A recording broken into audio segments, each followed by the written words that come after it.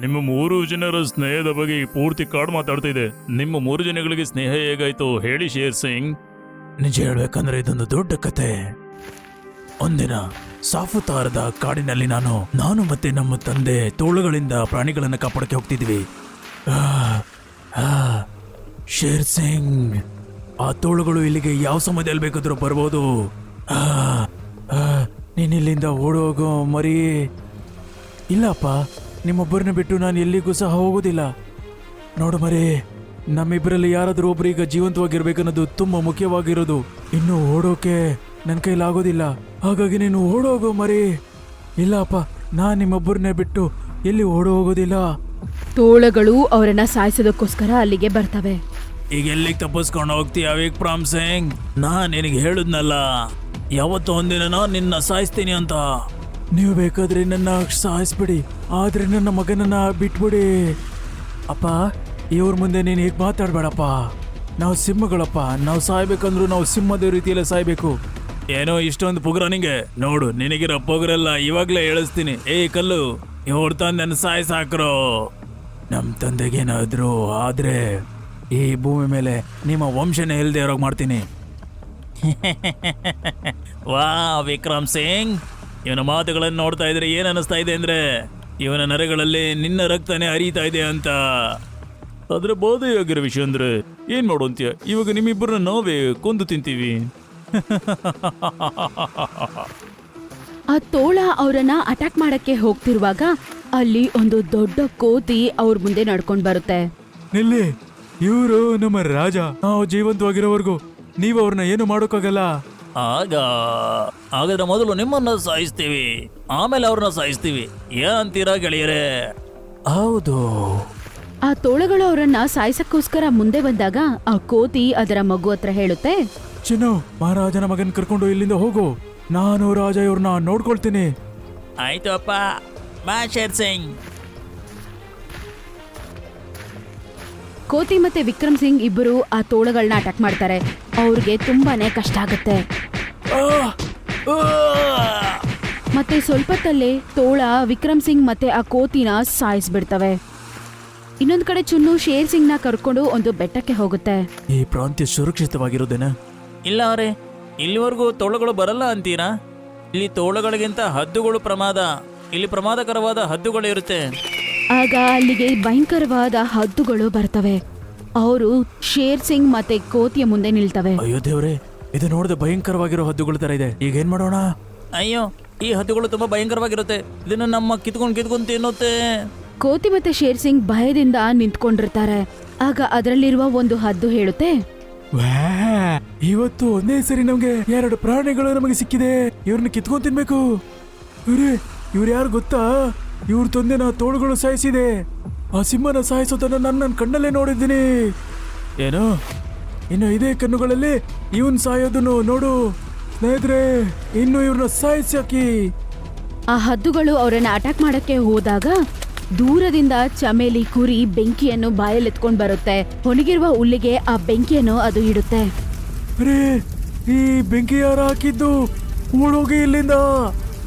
ಆಮೇಲೆ ಹದ್ದುಗಳು ಅಲ್ಲಿಂದ ಓಡೋಗ್ಬಿಡ್ತವೆ. ಆಮೇಲೆ ಅಲ್ಲಿಗೆ ಕುರಿ ಬಂದು, ನೀವು ಚೆನ್ನಾಗಿದ್ದೀರಾ? ಹೌದು, ನಾವು ಚೆನ್ನಾಗಿದ್ದೀವಿ. ಅಸಲಿಗೆ ನೀನ್ ಯಾರು? ನನ್ನ ಹೆಸರು ಚಮೇಲಿ ಅಂತ. ಧನ್ಯವಾದ ಚಮೇಲಿ. ಒಂದ್ ವೇಳೆ ನೀನೇನಾದ್ರೂ ಸಮಯಕ್ಕೆ ಬಂದಿಲ್ಲ ಅಂದಿದ್ರೆ ಇಷ್ಟೊತ್ತಿಗೆ ಹದ್ದುಗಳು ನಮ್ಮನ್ನ ಸಾಯಿಸ್ಬಿಡ್ತಾ ಇತ್ತು. ಆದ್ರೆ ನೀನು ಉರಿತಾ ಇರೋಂತ ಬೆಂಕನ ಎಲ್ಲಿಂದ ತಗೊಂಡ್ಬಂದೆ? ನನ್ನ ಮನೆಗೆ ಬನ್ನಿ, ನಾನ್ ನಿಮ್ಗೆ ನನ್ನ ಮನೆ ತೋರಿಸ್ತೀನಿ. ಇದೇ ನನ್ನ ಮನೆ, ನಾನು ಇರೋದು ಇಲ್ಲೇ. ಆದ್ರೆ ಈ ಪ್ರಾಂತ್ಯಗಳೆಲ್ಲ ಭಯಂಕರವಾದ ಹದ್ದುಗಳಿಂದ ಕೂಡಿದೆ. ಈ ಹದ್ದುಗಳೇ ನನ್ನ ಅಪ್ಪ ಅಮ್ಮನ ಸಾಯಿಸಿದ್ದು. ಅದಕ್ಕೆ ಅವಾಗಿಂದ ಇಲ್ಲೇ ಇರ್ತಾ ಆ ಹದ್ದುಗಳು ಅಟ್ಯಾಕ್ ಮಾಡಕ್ ಹೋಗೋರ್ನೆಲ್ಲ ಕಾಪಾಡ್ತೀನಿ. ಆದ್ರೆ ಇಲ್ಲಿ ನಿನ್ಗೆ ಭಯ ಆಗೋದಿಲ್ವಾ? ಇಲ್ಲಿ ತುಂಬಾ ಪ್ರಮಾದಕರವಾಗಿದೆಯಲ್ಲ. ನಮಗಂತೂ ಈ ಪ್ರಪಂಚದಲ್ಲಿ ಎಲ್ಲಾ ಜಾಗದಲ್ಲೂ ಅಪಾಯ ಇದೆ. ನಾವು ಎಲ್ಲ ಹೋಗೋದು? ಇನ್ನು ನಾವು 3 ಜನ ಅನಾಥರಾಗಿರೋದ್ರಿಂದ ನಾವೆಲ್ಲರೂ ಕೂಡ ಇರೋಣವಾ? ಹೌದು, ಇವತ್ತಿಂದ ನಾವು 3 ಜನ ಸ್ನೇಹಿತರು. ಇನ್ನು ನಾವು 3 ಜನ ಸೇರಿ ಹೊಸ ಜೀವನ ಪ್ರಾರಂಭಿಸೋಣ. ಇದು ನಮ್ಮ ಸ್ನೇಹದ ಕತೆ. ಓ, ನೀವು 3 ಜನ ಚಿಕ್ಕ ವಯಸ್ಸಿಂದ ಸ್ನೇಹಿತರ? ಇದ್ ನೋಡಿದ್ರೆ ತುಂಬಾ ಸಂತೋಷವಾಗಿದೆ. ರಾಜರವರು ತೀರಿ ಹೋದ ಮೇಲೂ ನೀವು ಆತ್ಮಾಭಿಮಾನವನ್ನ ಬಿಡಲಿಲ್ಲ. ಇದು ತುಂಬಾ ಒಳ್ಳೆ ವಿಷಯ. ಅದಕ್ಕೆ ನಾವು ಮೂವರು ಒಂದೇ ಪ್ರಾಣ. ನಮಗೆ ನಿಮ್ಮ ರೀತಿಯ ರಕ್ಷಕರು ಸಿಕ್ಕಿರೋದು ನಿಜವಾಗಿಯೂ ನಮ್ಮ ಅದೃಷ್ಟವೇ ಸರಿ. ನಮ್ಮನ್ನ ಯಾವಾಗ್ಲೂ ಕಾಪಾಡ್ತಾನೆ ಇರ್ತೀರಾ ನೀವು. ಶೇರ್ ಸಿಂಗ್ ಅಂದ ಎಲ್ಲಾ ಜಂತುಗಳು ತುಂಬಾ ಸಂತೋಷವಾಗಿರ್ತವೆ. ರಾತ್ರಿ ಸಮಯದಲ್ಲಿ ಎಲ್ಲಾ ಸ್ನೇಹಿತರು ಮಾತಾಡ್ಕೋತಾ ಇರ್ತಾರೆ. ಕಾಡಲ್ಲಿರೋ ಪ್ರಾಣಿಗಳೆಲ್ಲ ಶೇರ್ ಸಿಂಗಿಗೆ ತುಂಬಾ ಗೌರವ ಕೊಡ್ತಾರಲ್ವಾ?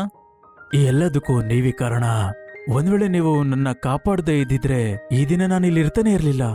ಆ ದೇವರ ಆಶೀರ್ವಾದದಿಂದ ನಮ್ಮ ಸ್ನೇಹ ಹಿಂಗೆ ಇರಬೇಕು. ಒಂದಿನ ಕರಡಿ, ನರಿ ಮತ್ತೆ ಜಿಂಕೆ ನೀರ್ ಹುಡ್ಕೊಂಡು ಕಾಡಿಂದ ಆಚೆ ಬರ್ತಾರೆ. ಆಗ ಅವ್ರಿಗೆ ನೀರಿಂದ ತುಂಬಿರುವ ಒಂದು ನದಿ ಕಾಣಿಸುತ್ತೆ. ಅಲ್ಲ ನೋಡು, ನೀರು. ನೀರ್ ನೋಡಿದ್ರೆ ನಿಜವಾಗ್ಲೂ ಎಷ್ಟು ಸಂತೋಷ ಆಗುತ್ತೆ. ಹೌದು, ಈ ವರ್ಷ ಮಳೆ ಬೀಳದೆ ಇರೋದ್ರಿಂದ ಕಾಡಲ್ಲಿರೋ ಹಳ್ಳಗಳೆಲ್ಲ ಬತ್ತೋಗಿದೆ. ಹಾಗಾಗಿ ನೀರು ಕುಡಿಯೋಕ್ಕೋಸ್ಕರ ನಾವು ಇಲ್ಲಿವರೆಗೂ ಬರಬೇಕಾಗುತ್ತೆ. ಅದೆಲ್ಲ ಸರಿ, ಆದರೆ ನಾನೊಂದು ವಿಷಯನ ಕೇಳಿದೆ. ಈ ಪ್ರಾಂತ್ಯ ತುಂಬಾ ಅಪಾಯಕರವಾದಂತೆ. ಹೌದು, ಹಾಗಾಗಿ ನಾವು ಇಲ್ಲಿಂದ ಬೇಗ ನೀರು ಕೂಡ್ಕೊಂಡು ಹೋಗ್ಬಿಡ್ಬೇಕು. ಆಗ ಅವರು ಅಲ್ಲಿ ನೀರು ಕುಡಿಯೋ ಸಮಯದಲ್ಲಿ ಅವ್ರಿಗೆ ಹದ್ದು ಮತ್ತು ತೋಳಗಳ ಶಬ್ದ ಕೇಳಿಸತ್ತೆ. ಆ ನಮ್ಮನ್ನ ಕಾಪಾಡಿ, ಆ ಆ, ನಮ್ಮನ್ನ ಕಾಪಾಡಿ ಸ್ನೇಹಿತರೆ. ಆ ಗಾಯಗೊಂಡ ತೋಳ ಮತ್ತೆ ಹದ್ದಿನ ಬಳಿ ಅವ್ರು ಬರ್ತಾರೆ. ಅರೆ, ಇದು ಹದ್ದು ಮತ್ತೆ ನರಿ. ಇವ್ರನ್ನ ಯಾರು ಹೊಡೆದಿರೋದು? ಇದು ಕ್ರೂರವಾದ ಪ್ರಾಣಿಗಳು. ಇದು ಚಿಕ್ಕ ಪ್ರಾಣಿಗಳನ್ನ ಸಾಯಿಸ್ತಾ ಇರುತ್ತೆ. ಬನ್ನಿ ಇಲ್ಲಿಂದ ಹೋಗೋಣ. ನಾವಿವ್ರಿಗೆ ಸಹಾಯ ಮಾಡ್ಬೇಕು. ಇವರು ಕಷ್ಟದಲ್ಲಿದ್ದಾರೆ. ಅರೆ, ಇವರು ಕ್ರೂರ ಪ್ರಾಣಿಗಳು. ನಾವು ಇವ್ರಿಗೆ ಸಹಾಯ ಮಾಡಬಾರದು. ಶೇರ್ ಸಿಂಗ್ ಹೇಳಿರುವಂತ ಮಾತುಗಳು ನೀನ್ ಮರ್ತು ಹೋಗ್ಬಿಟ್ಟ. ಕಷ್ಟದಲ್ಲಿರೋನು ಶತ್ರು ಆದ್ರೂ ಸರಿ, ನಾವು ಅವರಿಗೆ ತಪ್ಪದೆ ಸಹಾಯ ಮಾಡಬೇಕು. ಬನ್ನಿ, ಇವರಿಬ್ಬರನ್ನ ನಾವು ನಮ್ಮ ರಾಜ ಶೇರ್ ಸಿಂಗ್ ಹತ್ತ ತಗೊಂಡು ಹೋಗೋಣ. ಹಾಗಾದ್ರೆ ಸರಿ. ಅವ್ರ ಮೂವರು ಸೇರ್ಕೊಂಡು ಗಾಯಗೊಂಡ ತೋಳ ಮತ್ತೆ ಹದ್ದನ್ನು ಕರ್ಕೊಂಡು ರಾಜನ ಹತ್ರ ಹೋಗ್ತಾರೆ. ಮಹಾರಾಜರಿಗೆ ಪ್ರಣಾಮ. ಹೇಳು ಜಿಂಕೆ, ಇವರಿಬ್ರು ಯಾರು? ಅಸಲಿಗೆ ಇವ್ರನ್ನ ಇಲ್ಲಿಗೆ ಕರ್ಕೊಂಬಂದೆ. ಮಹಾರಾಜ, ಇವ್ರನ್ನ ಕರ್ಕೊಂಡ್ ಬಂದಿದ್ದು ನಾನು. ಇವರಿಬ್ರು ಕಾಡಲ್ಲಿ ಗಾಯ ಆಗಿ ಬಿದ್ದಿದ್ರು. ನಾನು ಬೇಡ ಅಂದೆ. ಅಂದ್ರೆ ಇವನು ಏನು ಹೇಳ್ದ ಅಂದ್ರೆ, ಕಷ್ಟದಲ್ಲಿರ್ಬೇಕಾದ್ರೆ ಶತ್ರುಗೂ ಸಹಾಯ ಮಾಡ್ಬೇಕು ಅಂತ ಶೇರ್ ಸಿಂಗ್ ಹೇಳ್ದ ಅಂತ ಹೇಳ್ದ. ಆ ಕರಡಿ ನಿಜಾನೇ ಹೇಳಿದಾನೆ. ನೋಡು ಚಿರತೆ, ನೀನು ಹೋಗಿ ವನಮೂಲಿಕೆಗಳನ್ನ ಸಿದ್ಧ ಮಾಡು. ನಾವು ಇವರ ಗಾಯಗಳಿಗೆ ಮದ್ದು ಹಾಕ್ಬೇಕು. ನೀನೇನ್ ಮಾತಾಡ್ತಿದ್ದೀಯ ಶೇರ್ ಸಿಂಗ್? ಇವ್ರಿಗೆ ಸಹಾಯ ಮಾಡ್ಬೇಕಂತೀಯ? ಹೌದು. ನೀವು ಮರ್ತೋಗ್ಬಿಟ್ರಾ? ಇವ್ರೇ ನಮ್ಮ ಅಪ್ಪ ಅಮ್ಮನ ಸಾಯಿಸಿದ್ದು. ಸ್ನೇಹಿತರೆ, ಈ ತೋಳ ನಮ್ಮ ತಂದೆನ ಸಾಯಿಸಿರೋಂಥ ತೋಳ ಅಲ್ಲ. ಆದ್ರೆ ಸಾಯಿಸಿರೋದು ತೋಳಗಳೇ ಅಲ್ವಾ? ಚುನ್ನು ಸರಿಯಾಗಿ ಹೇಳ್ತಿದ್ದಾನೆ ಶೇರ್ ಸಿಂಗ್. ಈ ಹದ್ದು ಮತ್ತೆ ತೋಳ ನಮಗೆ ಶತ್ರುಗಳು. ಇವ್ರು ನಮ್ಮನ್ನ ಅನಾಥರನ್ನಾಗಿ ಮಾಡಿದ್ರು. ನಾವ್ ಇವ್ರಿಗೆ ಸಹಾಯ ಮಾಡ್ಲೇಬಾರದು. ಇವ್ರನ್ನ ಇಲ್ಲೇ ಸಾಯಿಸ್ಬೇಕು. ಇಲ್ಲ, ಒಬ್ಬ ರಾಜ ಆಗಿರೋದ್ರಿಂದ ನಾನು ಈ ಗಾಯಗೊಂಡಿರೋ ತೋಳಕ್ಕೆ ಮತ್ತೆ ಹದ್ದಿಗೆ ಸಹಾಯ ಮಾಡಬೇಕು. ನೀವು ತಪ್ಪು ಮಾಡ್ತಾ ಇದ್ದೀರಾ ಶೇರ್ ಸಿಂಗ್. ಇವರಿಬ್ಬರಿಗೆ ಜೀವಂತವಾಗಿರೋ ಹಕ್ಕೇ ಇಲ್ಲ. ಆಮೇಲೆ ಇದ್ರ ಬಗ್ಗೆ ಅವ್ರ ಮೂವರ ಮಧ್ಯೆ ಜಗಳ ಶುರು ಆಗತ್ತೆ. ಹಂತದಲ್ಲಿ ಶೇರ್ ಸಿಂಗ್ ಕೋಪದಿಂದ ಹೀಗಂತ ಹೇಳ್ತಾನೆ. ನೀವಿಬ್ರು ನಿಮ್ಮ ಬಾಯನ್ನ ಮುಚ್ಕೊಳ್ಳಿ. ನಾನು ಇವ್ರನ್ನ ಖಂಡಿತ ಕಾಪಾಡ್ತೀನಿ. ಇದೇ ನಿಜ ಆದ್ರೆ ಇನ್ಮೇಲೆ ನಾವು ನಿಮ್ ಜೊತೆ ಇರೋದಿಲ್ಲ ಶೇರ್ ಸಿಂಗ್. ಬಾ ಚಿನ್ನು, ನಾವು ಹೋಗೋಣ. ಏನು ಇಷ್ಟು ಚಿಕ್ಕ ವಿಷಯಕ್ಕೆ ನೀವು ನಮ್ಮ ಸ್ನೇಹನ ಮರ್ತೋಗ್ತೀರಾ? ನಮ್ಮ ಶತ್ರು ಜೊತೆ ಸೇರ್ಕೊಂಡಿರೋ ನಮ್ಮ ಮಿತ್ರ ಯಾವ ಕಾರಣಕ್ಕೂ ನಮಗೆ ಮಿತ್ರ ಆಗಲ್ಲ. ಅವರಿಬ್ರು ಅಲ್ಲಿಂದ ಕೋಪ ಮಾಡ್ಕೊಂಡು ಹೋಗ್ಬಿಡ್ತಾರೆ. ಕನಿಷ್ಠ ನನ್ನ ಮಾತನ್ನಾದ್ರೂ ಕೇಳಿ ಚಮೇಲಿ. ದಯವಿಟ್ಟು ನಿಂತ್ಕೊಳ್ಳಿ, ನನ್ನ ಮಾತನ್ನು ಕೇಳಿ. ಅವರಿಬ್ರು ಶೇರ್ ಸಿಂಗ್ ಏನ್ ಹೇಳಿದ್ರು ಕೇಳಿಸ್ಕೊಳ್ಳೋದಿಲ್ಲ. ಅವರಿಬ್ರು ಆ ಕಾಡನ್ನ ಬಿಟ್ಟೆ ಅಲ್ಲಿಂದ ಹೋಗ್ಬಿಡ್ತಾರೆ. ಮಹಾರಾಜರೇ, ಅವರು ನಿಮ್ಮ ಚಿಕ್ಕ ವಯಸ್ಸಿನ ಸ್ನೇಹಿತರು. ಅವರನ್ನ ತಡೀರಿ. ಚಿಂತೆ ಮಾಡಬೇಡಿ ಸ್ನೇಹಿತರೆ, ಅವ್ರಿಗೆ ನನ್ನ ಮೇಲೆ ಕೋಪ ತುಂಬಾ ಹೊತ್ತು ಇರೋದಿಲ್ಲ. ನೀನು ಹೋಗಿ ಗಿಡಮೂಲಿಕೆಗಳು ತಗೋಬಾ. ಆಯ್ತು ಮಹಾರಾಜ. ಇನ್ನೊಂದ್ ಕಡೆ ಚೀತಾ ಔಷಧಿಯನ್ನು ತರೋದಕ್ಕೆ ಹೋಗ್ತಾನೆ. ಇನ್ನೊಂದ್ ಕಡೆ ಇವರಿಬ್ರು ಗೊತ್ತಿಲ್ದಿರೋ ಜಾಗಕ್ಕೆ ಬಂದು ಒಂದು ಚಿಕ್ಕ ಮನೆಯನ್ನು ಕಟ್ಕೊಂಡು ಜೀವಿಸ್ತಾರೆ. ರಾಜ ಹಿಂಗ್ ಮಾಡ್ತಾನಂತ ನಾನು ಅನ್ಕೊಂಡೇ ಇರ್ಲಿಲ್ಲ. ನಾನೇ ರೀತಿ ಆಗುತ್ತಂತ ಕನ್ಸಲ್ಲೂ ಅನ್ಕೊಂಡಿರ್ಲಿಲ್ಲ. ನಮ್ಮ ಆಪ್ತ ಗೆಳೆಯ ಶತ್ರುಗಳಿಗೆ ಸಹಾಯ ಮಾಡ್ತಾನೆ ಅನ್ಕೊಂಡಿರ್ಲಿಲ್ಲ. ಇನ್ಮೇಲೆ ಅವನು ನಮ್ಮ ಸ್ನೇಹಿತನೇ ಅಲ್ಲ ಚಿನ್ನು. ಹೌದು, ಇವತ್ತಿಂದ ನಾನು ಅವನ ಹೆಸರನ್ನು ಕೇಳಬಾರ್ದು, ಅವನ ಬಗ್ಗೆ ಮಾತಾಡಬಾರ್ದು ಕೂಡ. ಚಿಕ್ಕ ವಯಸ್ಸಿಂದ ಸ್ನೇಹಿತರಾಗಿದ್ದವರು ಒಂದೇ ವಿಷಯದಿಂದ ಇವಾಗ ಬೇರೆ ಆಗ್ಬಿಡ್ತಾರೆ. ಸ್ವಲ್ಪ ದಿನದ ನಂತರ ಹದ್ದು ಮತ್ತೆ ತೋಳ ಸರಿ ಆಗ್ಬಿಡ್ತಾರೆ. ಶೇರ್ ಸಿಂಗ್, ನೀವು ನಮಗೆ ಸರಿಯಾದ ಸಮಯದಲ್ಲಿ ಸಹಾಯ ಮಾಡಿದ್ದೀರ. ಅದಕ್ಕೆ ನಮ್ಮ ಪ್ರಾಣ ಉಳ್ಕೊಂಡಿದೆ. ನೀವು ಮಾಡಿರೋ ಸಹಾಯನ ನಾವ್ಯಾವತ್ತೂ ಮರೆಯೋದೇ ಇಲ್ಲ. ಶೇರ್ ಸಿಂಗ್ಗೆ ಧನ್ಯವಾದವನ್ನು ತಿಳಿಸಿ ಅವರಿಬ್ರು ಅಲ್ಲಿಂದ ಹೋಗ್ಬಿಡ್ತಾರೆ. ಶೇರ್ ಸಿಂಗ್ ಯೋಚನೆ ಮಾಡ್ತಾನೆ. ಚಿನ್ನು ಮತ್ತೆ ಚಮಲಿ ಇಷ್ಟೊತ್ತಿಗೆ ಎಲ್ಲೂ ಹೋಗಿದ್ದಾರೆ ಅಂತಾನೆ ಗೊತ್ತಾಗ್ತಾ ಇಲ್ಲ. ನಾನ್ ನಮ್ಮ ಸ್ನೇಹಿತರನ್ನ ಹುಡುಕ್ಬೇಕು. ಶೇರ್ ಸಿಂಗ್ ಅವನ ಸ್ನೇಹಿತರನ್ನು ಹುಡ್ಕೊಂಡ್ ಕಾಡಿಂದ ಆಚೆ ಬರ್ತಾನೆ. ಚಿನ್ನು, ಚಬೇಲಿ. ಶೇರ್ ಸಿಂಗ್ ಅವರಿಬ್ಬರನ್ನ ಹುಡುಕ್ತಿರ್ತಾನೆ. ಆಗ 3 ಹದ್ದುಗಳು ಮತ್ತೆ 3 ತೋಳಗಳು ಅವನ ಮುಂದೆ ಬರ್ತವೆ. ಅರೆ, ಇವನೇನು ಶೇರ್ ಸಿಂಗ್ ತರ ಇದಾನಲ್ಲ. ಸರಿ, ಇವತ್ತು ಇವನ್ನೇ ಸಾಯಿಸಿ ತಿನ್ನೋಣ. ಹೌದು, ಈ ರಾಜನ್ನ ಸಾಯಿಸಿ ರಾಜ್ಯ ಪೂರ್ತಿ ಭಯ ಅಂದ್ರೆ ಏನಂತ ತೋರ್ಸೋಣ. ನನಗೆ ಇವನ ಕಣ್ಣು ತುಂಬಾನೇ ಇಷ್ಟ ಆಗ್ತಾ ಇದೆ. ನಾನು ಮೊದಲು ಇವನ ಕಣ್ಣನ್ನ ಕಿತ್ಕೊಂಡ್ ತಿಂತೀನಿ. ಅರೆ, ಅವನು ಓಡೋಗ್ತಾನೆ. ಬನ್ನಿ, ಬೇಗ ಅವನ್ನ ಹಿಡ್ಕೊಳ್ಳೋಣ. ಆಮೇಲೆ ಅವರೆಲ್ಲರೂ ಸೇರ್ಕೊಂಡು ಶೇರ್ ಸಿಂಗ್ ಮುಂದೆ ನಿಲ್ತಾರೆ. ಯಾರಿಗೋಸ್ಕರ ಹುಡುಕ್ತಾ ಇದೆಯಾ ಶೇರ್ ಸಿಂಗ್? ನಿನ್ನ ಸಾವು ನಿನ್ನ ಕಣ್ಣ ಮುಂದೆನೇ ಇದೆಯಲ್ಲ. ಇಲ್ಲಿ ನೋಡಿ, ನನ್ನ ಹೋಗೋದಕ್ ಬಿಡಿ. ನಾನಿಲ್ಲಿ ಜಗಳ ಮಾಡೋಕ್ ಬಂದಿಲ್ಲ. ಅಂದ್ರೆ ನಾವು ಮಾತ್ರ ನಿನ್ನ ಹತ್ರ ಜಗಳ ಆಡ್ಬೇಕು ಅನ್ಕೊಂಡಿದೀವಿ. ಧೈರ್ಯ ಇದ್ರೆ ಒಬ್ಬೊಬ್ರೆ ನನ್ನ ಮುಂದೆ ಬನ್ನಿ. ನಾವು ತೋಳಗಳು ಮೋಸ ಮಾಡೋದು ಮತ್ತೆ ಎಲ್ಲ ಸೇರಿ ದಾಳಿ ಮಾಡೋದು ನಮ್ಮ ಕುಲ ಕಸಬು. ನೋಡೋದೇನ್ರಿ, ಬನ್ನಿ ದಾಳಿ ಮಾಡೋಣ.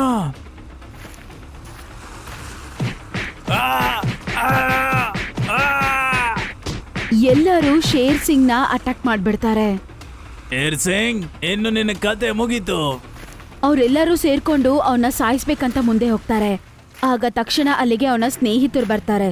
ನಿಲ್ಲಿ, ನಾವಿರುವಾಗ ನಮ್ಮ ಸ್ನೇಹಿತನನ್ನು ನೀವು ಸಾಯಿಸೋದಕ್ಕೆ ನಾವು ಬಿಡೋದಿಲ್ಲ.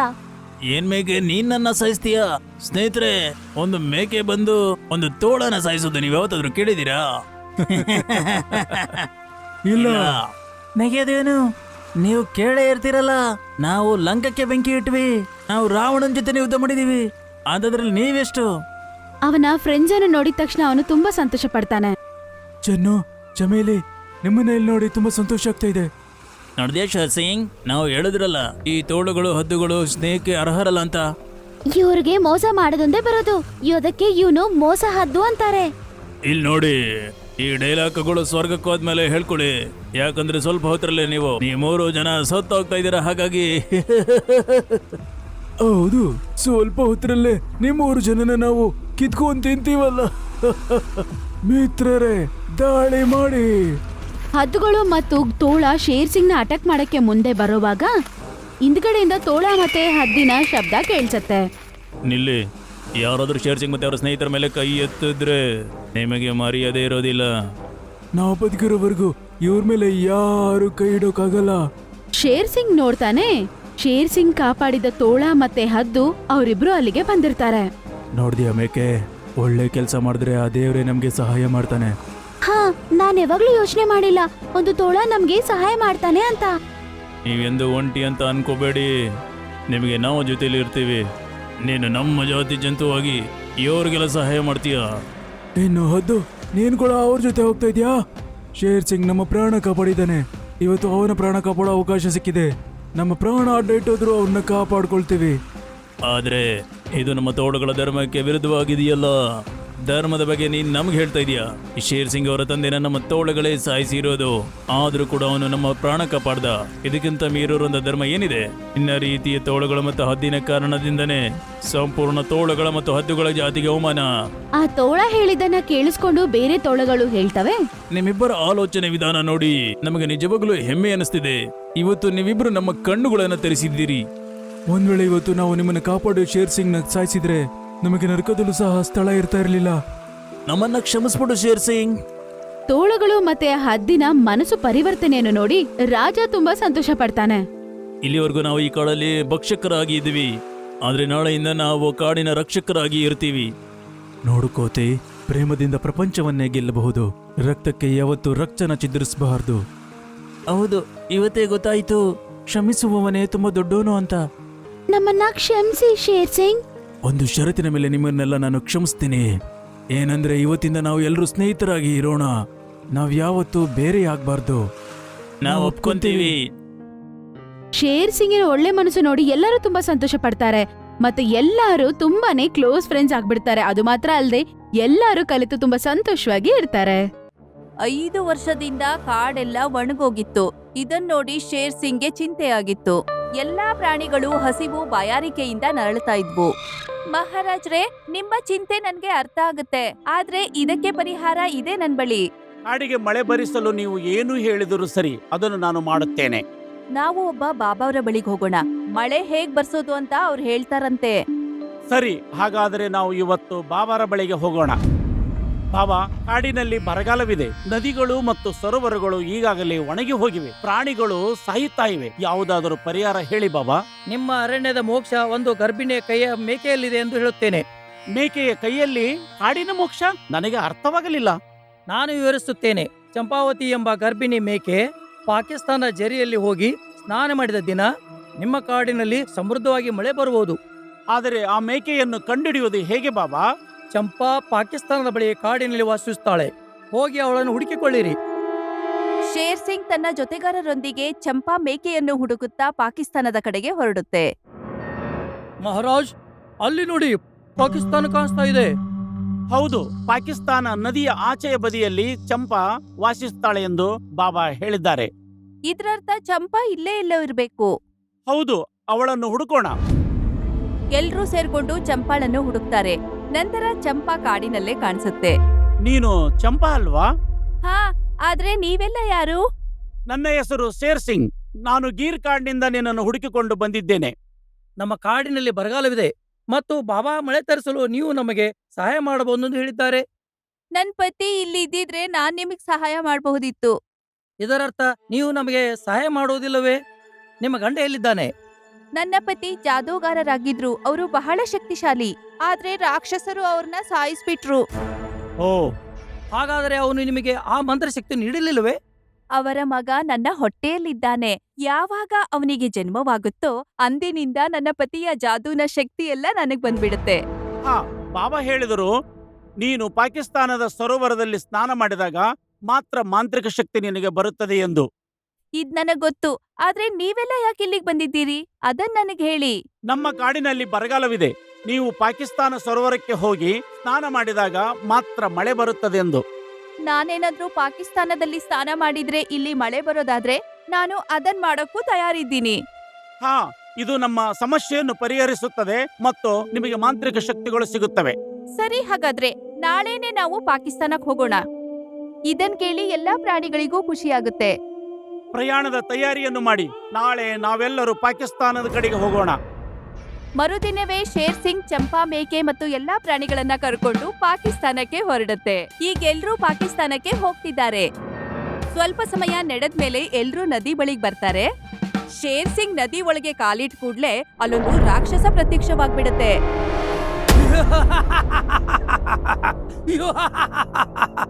ಮೂರ್ಖ ಜೀವಿಗಳೇ, ನೀವು ಈ ನದಿಯನ್ನು ದಾಟಲು ಸಾಧ್ಯವಿಲ್ಲ. ಯಾರಾದರೂ ನದಿಯನ್ನು ದಾಟಲು ಪ್ರಯತ್ನಿಸಿದರೆ ನಾನು ಅವರನ್ನ ಕೊಲ್ಲುತ್ತೇನೆ. ಈ ರಾಕ್ಷಸನ ಮಾತನ್ನು ಕೇಳಿ ಎಲ್ರಿಗೂ ಭಯವಾಗುತ್ತೆ. ಆದ್ರೆ ಅದೇ ಸಮಯಕ್ಕೆ ಸರಿಯಾಗಿ ಚಂಪಾ ಹೇಳುತ್ತೆ, ಏ ರಾಕ್ಷಸ, ನೀನು ನನ್ನನ್ನ ಗುರ್ತು ಹಿಡಿಲಿಲ್ವಾ? ನಾನು ಜಾದೂಗಾರ ಮಂಗಲ್ನ ಪತ್ನಿ. ಏನು, ನೀನು ಮಾಂತ್ರಿಕ ಮಗನ ಹೆಂಡತಿಯೇ? ಹೌದು ದೈತ್ಯರಾಜ. ಹಾಗಾದರೆ ನೀನು ಪಾಕಿಸ್ತಾನಕ್ಕೆ ಹೇಗೆ ಹೋಗುತ್ತಿದ್ದೀಯಾ?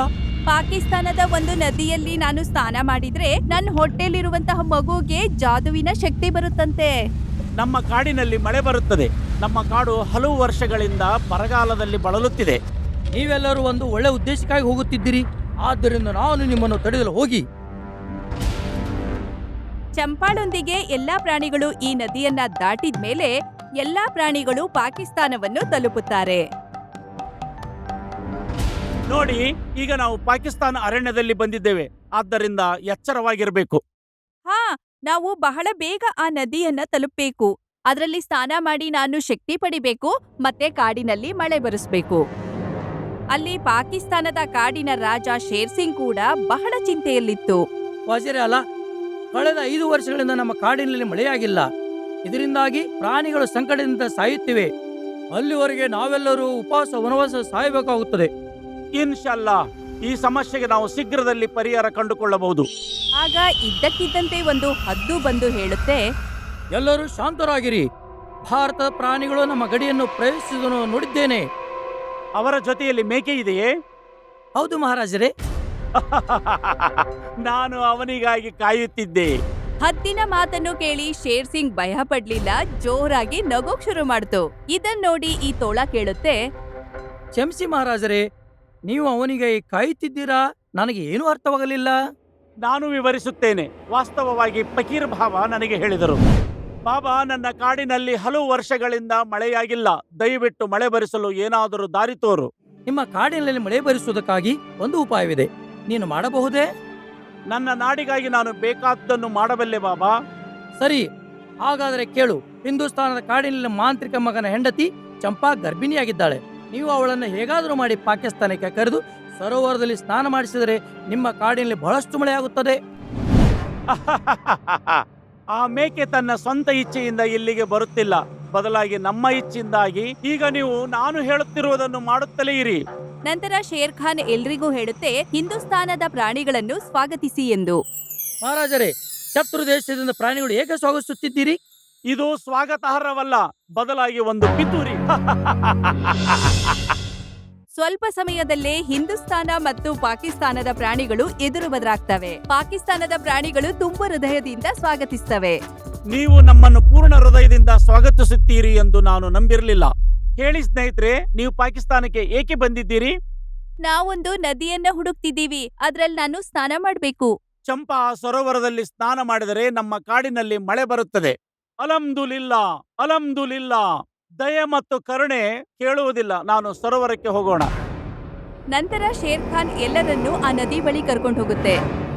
ಅಲ್ಲಿ ಚಂಪಾ ಮತ್ತು ಎಲ್ಲಾ ಪ್ರಾಣಿಗಳು ಸ್ನಾನ ಮಾಡ್ತವೆ.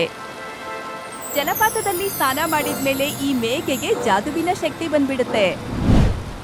ಜಲಪಾತದಿಂದ ಈ ಮೇಕೆ ಆಚೆ ಬಂದ್ ಕೂಡ್ಲೆ ಈ ಮಗುವಿನ ಜನ್ಮವಾಗುತ್ತೆ. ಇದನ್ ನೋಡಿ ಮೇಕೆಗಿಂತ ಈ ಶೇರ್ ಖಾನ್ಗೆ ಹೆಚ್ಚು ಖುಷಿ. ಶುಭ ದಿನ, ಶುಭ ದಿನ. ಎಲ್ಲರಿಗೂ ಅಭಿನಂದನೆಗಳು. ನನ್ನನ್ನು ಅಮರರನ್ನಾಗಿ ಮಾಡುವವನು ಪಾಕಿಸ್ತಾನದ ನೆಲದಲ್ಲಿ ಹುಟ್ಟಿದ್ದಾನೆ ನೋಡಿ. ಶೇರ್ ಖಾನ್ನ ಬಾಯಿಂದ ಈ ಮಾತು ಕೇಳಿ ಎಲ್ರಿಗೂ ಆಶ್ಚರ್ಯ. ನಿಮ್ಮನ್ನು ಅಮರರನ್ನಾಗಿಸುವವರ ಜನ್ಮ ಆಗಿದೆ, ಇದ್ರ ಅರ್ಥ ಏನು? ನನಗೆ ಫಕೀರ್ ಬಾಬಾ ಹೇಳಿದ್ದರು, ಗರ್ಭಿಣಿಯಾದ ಭಾರತೀಯ ಮೇಕೆಯ ನವಜಾತ ಶಿಶುವನ್ನು ತಿಂದರೆ ನಾನು ಅಮರನಾಗುತ್ತೇನೆ. ಆದರೆ ಸಾಧು ಬಾಬಾ ನನಗೆ ಹೇಳಿದ್ದರು, ಚಂಪಾ ಪಾಕಿಸ್ತಾನ ಸರೋವರದಲ್ಲಿ ಸ್ನಾನ ಮಾಡಿದರೆ ನಮ್ಮ ಕಾಡಿಗೆ ಮಳೆ ಬರುತ್ತದೆ ಎಂದು. ನೀವು ಹಿಂದೂಸ್ತಾನಿ ಜನರು ಬುದ್ಧಿಗೇಡಿಗಳೆಂದು. ಅಂದರೆ ಬಾಬರ ಬಳಿಗೆ ಹೋಗಿದ್ದೀರಿ, ಸರಿಯೇ? ಈ ನರಿ ನಿಮ್ಮನ್ನು ಕರೆದುಕೊಂಡು ಹೋಗಿತ್ತು. ಹೌದು, ಸಿಂಹವಾಗಿದ್ದರೂ ನೀ ದೊಡ್ಡ ಮೂರ್ಖ. ನಾನು ಈ ನರಿಯನ್ನು ಖರೀದಿಸಿದ್ದೇನೆ. ಅದು ನನ್ನ ಸೂಚನೆ ಮೇರೆಗೆ ನಿನ್ನನ್ನು ಸಾಧುವಿನ ಬಳಿಗೆ ಕರೆದೊಯ್ದಿತ್ತು. ನರಿ, ನೀನು ದ್ರೋಹಿ. ಕ್ಷಮಿಸು ಮಹಾರಾಜ, ಏಕಂದ್ರೆ ಶೇರ್ ಖಾನ್ನ ರಾಜನಾದ್ ಕೂಡ್ಲೆ ನನ್ನನ್ನ ಕಾಡಿನ ಮಂತ್ರಿಯನ್ನಾಗಿಸ್ತಾರೆ. ಅದೇನೋ ಹೇಳ್ತಾರಲ್ಲ, ಕುರುಡಿ ಮದ್ವೆಲ್ ಉಂಡವನೇ ಜಾಣ ಅಂತ. ಮತ್ತು ಬಾಬಾ, ಆ ಬಾಬಾ ಕೂಡ ನಾನು ಕಳಿಸಿದ ಫಕೀರ್ ಬಾಬಾ ಆಗಿದ್ದರು. ಆದ್ರೆ ನೀನ್ ಯಾಕೆ ಹಾಗೆ ಮಾಡ್ದೆ? ಅಮರನಾಗಲು ನಾನು ನಿಮ್ಮ ಮಗುವನ್ನು ತಿಂದ ತಕ್ಷಣ ಅಮರನಾಗುತ್ತೇನೆ. ಶೇರ್ ಖಾನ್ ಆ ಮಗುವನ್ನು ತಿನ್ನೋಕೆ ಮುಂದೆ ಹೋದ್ ಕೂಡ್ಲೆ ಅಲ್ಲೊಬ್ರು ಬಾಬನ ಪ್ರತ್ಯಕ್ಷವಾಗತ್ತೆ. ನಿಲ್ಲು ಶೇರ್ ಸಿಂಗ್, ಕಥೆಯು ಇನ್ನೂ ರಹಸ್ಯಮಯವಾಗಿದೆ. ಋಷಿಮುನಿಗಳನ್ನು ಅಲ್ಲಿ ನೋಡಿ ಈ ಪ್ರಾಣಿಗಳಿಗೆಲ್ಲ ಸಂತೋಷವಾಗತ್ತೆ. ವಾಸ್ತವದಲ್ಲಿ ನೀವು ಕಳಿಸಿದ ವ್ಯಕ್ತಿ ವೇಷ ಬದಲಿಸಿದ ಫಕೀರನೇ ಆಗಿದ್ದ. ಆದರೆ ನಾನು ಅವನನ್ನು ಗುರುತಿಸಿದೆ. ಮತ್ತು ನಂತರ ನಾವು ಅವನನ್ನು ಸೆರೆ ಹಿಡಿದು ಜೈಲಿನಲ್ಲಿ ಇಟ್ಟಿದ್ದೇವೆ. ನಿನಗೆ ನಮ್ಮ ಷಡ್ಯಂತ್ರದ ಬಗ್ಗೆ ಮೊದ್ಲೇ ಗೊತ್ತಿತ್ತಾ? ಹೌದು ನರಿ, ನಾನು ರಾಜ. ನಾನು ಇಡೀ ಕಾಡನ್ನು ನೋಡಿಕೊಳ್ಳಬಲ್ಲೆ. ಹಾಗಾಗಿ ನಿನ್ನ ಮೇಲೆ ಕಣ್ಣಿಡಲು ಸಾಧ್ಯವಿಲ್ಲವೇ? ನಂತರ ಋಷಿಮುನಿಗಳು ಈ ಶೇರ್ ಖಾನ್ಗೆ ಹೇಳ್ತಾರೆ, ನಿಜವಾಗಿಯೂ ಈ ಜೇರಿಯಲ್ಲಿ ಸ್ನಾನ ಮಾಡಿದರೆ ನಮ್ಮ ಕಾಡಿಗೆ ಮಳೆ ಬರುತ್ತದೆ. ಮತ್ತೆ ಸ್ನಾನ ಮಾಡಿದ್ಮೇಲೆ ನನ್ನ ಪತಿಯ ಜಾದುವಿನ ಶಕ್ತಿ ಎಲ್ಲ ನನಗ್ ಬರೋದಿತ್ತು, ಅದೀಗ ಬಂದಾಗಿದೆ ನನ್ಗೆ. ಹಾಗಾದರೆ ಈ ಶಕ್ತಿಯ ಕಾರಣದಿಂದಾಗಿ ನೀವು ಚಂಪಾ ಅಥವಾ ಅವಳ ಮರಿಯನ್ನು ಮುಟ್ಟಲು ಸಾಧ್ಯವಿಲ್ಲ. ನೀನು ನನ್ನ ದೇಶಕ್ಕೆ ಬಂದು ನನಗೆ ಸವಾಲು ಹಾಕುತ್ತೀಯಾ? ನಾವು ಭಾರತೀಯರು ಎಲ್ಲಿಗೆ ಹೋದರೂ ನಮ್ಮ ವರ್ತನೆ ಒಂದೇ ಆಗಿರುತ್ತದೆ. ನಾನು ಅಮರನಾಗಿರುವುದನ್ನು ಯಾರೂ ತಡೆಯುವುದಿಲ್ಲ. ಈಗ ಈ ಕುರಿಮರಿಯನ್ನು ತಿನ್ನುತ್ತೇನೆ. ಶೇರ್ ಖಾನ್ ಈ ಮಗುವನ್ನು ತಿನ್ನೋಕೆ ಮುಂದೆ ಹೋದ್ ಕೂಡಲೇ ಚಂಪಾ ತನ್ನ ಶಕ್ತಿಯಿಂದಾಗಿ ಶೇರ್ ಖಾನ್ ಅನ್ನ ಸಾಯಿಸ್ಬಿಡುತ್ತೆ. ಶೇರ್ ಖಾನ್ ಲೆಕ್ಕಾಚಾರ ಮುಗೀತು. ಈಗ ನರಿಗೇನ್ ಮಾಡೋದು ಮಹಾರಾಜ್ರೆ? ನನಗೆ ತುಂಬಾ ಹಸಿವಾಗಿದೆ. ಈಗಲೇ ಅವನನ್ನು ತಿಂದು ದ್ರೋಹಕ್ಕಾಗಿ ಶಿಕ್ಷಿಸುತ್ತೇನೆ. ಬೇಡ ಮಹಾರಾಜ್ರೆ, ಬೇಡ. ನನ್ನಿಂದ ತಪ್ಪಾಗಿದೆ, ನನ್ನನ್ನು ಕ್ಷಮಿಸ್ಬಿಡಿ. ಶೇರ್ ಸಿಂಗ್ ಪಾಪ ಮಾಡುವವನಿಗಿಂತ ದಯೆ ತೋರಿಸಲು ಮೇಲು, ಅವನನ್ನು ಕ್ಷಮಿಸಿ ಬಿಡು. ಬಾಬಾ ಅವರ ಮಾತನ್ನು ಕೇಳಿದ ಮೇಲೆ ಶೇರ್ ಸಿಂಗ್ ನರಿಯನ್ನು ಕ್ಷಮಿಸುತ್ತೆ. ನಂತರ ಎಲ್ಲರೂ ತಮ್ಮ ಕಾಡಿಗೆ ವಾಪಸ್ ಬರ್ತಾರೆ. ಕಾಡಿಗೆ ಬಂದ ಕೂಡ್ಲೆ ಮಳೆ ಶುರುವಾಗುತ್ತೆ. ಚಂಪಾ, ನಿನ್ನಿಂದಾಗಿ ಕಾಡಿಗೆ ಸಂತೋಷ ಮರಳಿದೆ. ಅದಕ್ಕಾಗಿಯೇ ಇಂದಿನಿಂದ ನೀನು ನಮ್ಮೊಂದಿಗೆ ಕಾಡಿನಲ್ಲಿಯೇ ಇರಬೇಕೆಂದು ನಾನು ಬಯಸುತ್ತೇನೆ. ಶೇರ್ ಸಿಂಗ್ ನ ಮಾತನ್ನು ಕೇಳಿದ್ಮೇಲೆ ಈ ಚಂಪಾ ಇದೇ ಕಾಡಿನಲ್ಲಿ ಉಳ್ಕೊಳ್ಳುತ್ತೆ. ಈಗ ಎಲ್ಲಾ ಪ್ರಾಣಿಗಳು ಕಾಡಿನಲ್ಲಿ ಸಂತೋಷದಿಂದ ಇದ್ದಾರೆ. ನಿಮ್ಗೆ ನಮ್ಮ ವಿಡಿಯೋ ಇಷ್ಟ ಆಗಿದ್ರೆ ಕೂಡಲೇ ನಮ್ಮ ಚಾನೆಲ್ ಅನ್ನ ಸಬ್ಸ್ಕ್ರೈಬ್ ಮಾಡಿ. ಮತ್ತೆ ವಿಡಿಯೋನ ಲೈಕ್ ಮತ್ತೆ ಶೇರ್ ಮಾಡೋದನ್ನ ಮರಿಬೇಡಿ. ಧನ್ಯವಾದ.